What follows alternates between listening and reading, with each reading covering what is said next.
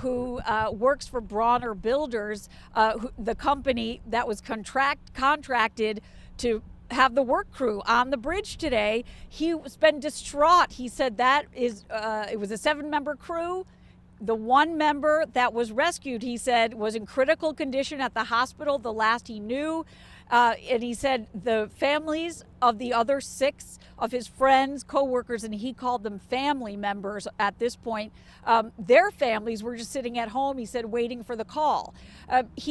So he's the one who gave us a lot of the details about this crew that was doing road work, pothole work, according to state officials.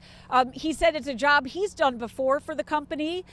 He believes their shift was 9 p.m. to 5 a.m., that they shut down parts of the roadway across the Key Bridge at 9 last night so that this work could take place, and that this crew of 7 was supposed to be, sorry, that's windy back here, was supposed to be on until 5 o'clock in the morning. He told us at the time of the collapse, they were on a 30-minute break, which is standard. It's how they operate.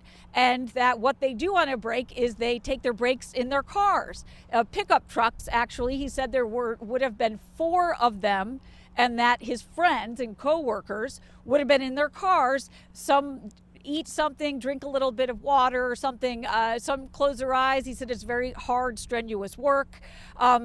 And he said Jesus and his other colleagues who were not working on this shift are just beside themselves. They know how dangerous and precarious it can feel to be that high up on that bridge that he said feels like it's moving up and down all the time. But then he said they just can't imagine what it was like to be on that bridge. So we did speak to him, and through an interpreter. He was very gracious. He was very emotional as well. But we want to share a little bit with you of what Jesus Campos told us today. Me siento mal por lo que está sucediendo. I am so bad. I feel so bad right now that this has happened. Mr. Campos told us 3 of the men were from Mexico and were related to each other. He said 2 were from Guatemala, the rest from Honduras and El Salvador. We asked him, what do you want people to know about your friends and about what happened? No, pues eran buenas personas y somos buenas personas. They were good people. They were good workers, he said. They were working so that they could send money home to their countries. Sí, pues demasiado, pues porque tenemos familias que los esperan en casa. It's too much to bear right now because all the families are waiting at home for the phone calls. And you can't help, or I couldn't help but make the connection between the crew members on this road crew who were working on the bridge and, according to the Apostleship of the Seas director, the 22 seafarers who were on board the container ship. All of them, according to the people who knew them and talked to them, were doing it for their families so that they could send money back home to have a better life. And Director Middleton of the Apostleship of the Sea said for the folks on the container ship, for those seamen, oftentimes that's the only way.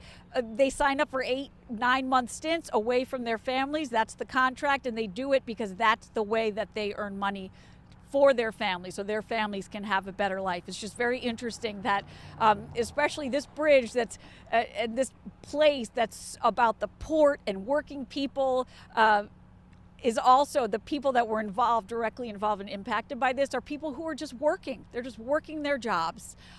So Mr. Campos said he's hoping and praying for the families and for his friends who remain unaccounted for. I will say, we have noticed a lot of equipment coming in and out.